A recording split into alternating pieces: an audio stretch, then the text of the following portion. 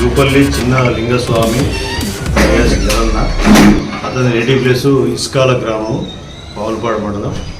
కాకపోతే పొట్టెళ్ల వ్యాపారం చేస్తూ గత కొంతకాలంగా పాములపాడు టౌన్లో ఫ్యామిలీ పెట్టుకొని ఇక్కడే పాములపాడులోనే నివాసం ఉంటున్నాడు.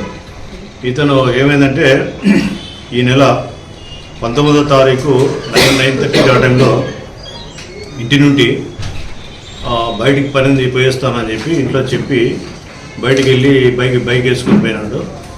మళ్ళీ తర్వాత లేట్ నైట్లో, ఆ రోజు నైటు 11 తర్వాత అతను పాములపాడు నుండి చెలిమెల పోయే దారిలో తెలుగంగ కెనాల్ బ్రిడ్జ్ దగ్గర చనిపోయి, బాగా కత్తిపోట్లతో చనిపోయి రోడ్డు మీద పడిపోయి అక్కడే పక్కనే బైక్ ఉండి ఉన్న పరిస్థితిలో వాళ్ళ బంధువులకు ట్రేస్ కావడం జరిగింది.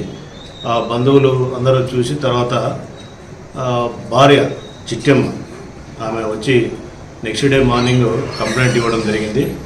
ఆ రోజు జోరున వర్షం వస్తుంది, వర్షంలో రాలేక నెక్స్ట్ డే మార్నింగ్ వచ్చి పోలీస్ స్టేషన్లో ఫిర్యాదు చేయడం జరిగింది.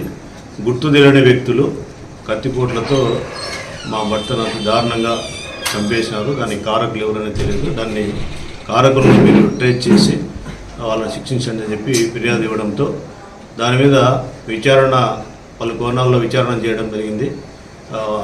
ఆ సమయంలో నేను కూడా లీవ్లో ఉండడంతో ఆత్మకూరు టౌన్ సిఐ లక్ష్మీనారాయణ ఇన్ఛార్జిగా ఉన్నాడు, పాములపాడు ఎస్ఐ కూడా లీవ్లో ఉన్నాడు. అదే సమయంలో కొత్తపల్లి ఎస్ఐ హరిప్రసాద్ ఉన్నాడు. హరిప్రసాద్, పాములపాడు ఎస్ఐ అశోక్, తర్వాత లక్ష్మీనారాయణ సిఐ గారు అక్కడ ఉండబడిన సీసీ ఫుటేజెస్, తర్వాత కొన్ని సాంకేతిక నైపుణ్యం ఉపయోగించి సిడిఆర్స్, కొన్ని సెల్ ఫోన్ డీటెయిల్స్ అవన్నీ కూడా తీసి ఎట్టకేలకు దీంట్లో ముఖ్యమైన వ్యక్తులు, అంటే దానికి మర్డర్కు ఎవరైతే చంపారో అతన్ని చంపడానికి కారకులు ఎవరు, చంపిన వాళ్ళు ఎవరు అని చెప్పి ట్రేస్ చేయడం జరిగింది. అది 20 తారీఖు కేసు రిపోర్ట్ అయితే 24వ తారీఖు ఈరోజు అరెస్ట్ చేయడం జరిగింది. విచారణలో వచ్చి ఈరోజు నేను ఆత్మకూరు రూల్స్ అయిన నేను అరెస్ట్ చేయడం జరిగింది. బాలకచర్ల హెడ్ రెగ్యులేటర్కి పోయే దారిలో అక్కడ నలుగురిని అరెస్ట్ చేయడం జరిగింది. దీంట్లో విచారణలో మాకు తెలిసిన విషయాలు ఏంటంటే, దీంట్లో నరసింహ 17 సంవత్సరాలు ఉంటాయి, అంటే పేరైతే మెన్షన్ చేయకూడదు, ఒక బాలుడు, మైనర్ బాలుడు. రెండో వ్యక్తి వచ్చి మద్దిలేటి అని చెప్పి, మూడో వ్యక్తి మిన్నెల్లి అని చెప్పి, తర్వాత నాలుగో వ్యక్తి సందీప్, ఐదో వ్యక్తి శేఖర్ అని చెప్పి రుద్రవరం పాములపాడు మండలం.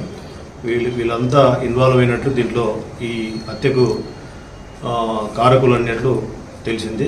ముఖ్యంగా కారణం ఏంటంటే, ఒక మైనర్ బాలుడికి సంబంధించిన వాళ్ళ పిన్ని ఎవరైతే ఉంటారో ఆ పిన్నిని ఇతను చనిపోయిన వ్యక్తి వచ్చి ఏదో కొద్దిగా ఇబ్బంది పెడుతున్నాడు అనే ఉద్దేశంతో వాళ్ళిద్దరి మధ్య కొద్దిగా రప్చర్ జరిగింది.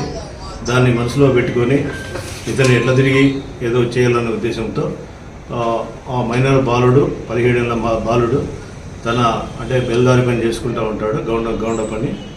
గౌండ కూలీలైన ఒక ఇద్దరిని మద్దిలేటి, తర్వాత మిన్నెలంటూ ఎంగేజ్ చేసుకొని, తర్వాత శేఖర్ అనే వ్యక్తి కూడా సహకారం శేఖర్ ఎందుకు సహకరించినాడంటే, ఈ నరసింహకు స్వయాన చిన్నానవుతాడు, వాళ్ళ చిన్నమ్మకు మరదవుతాడు.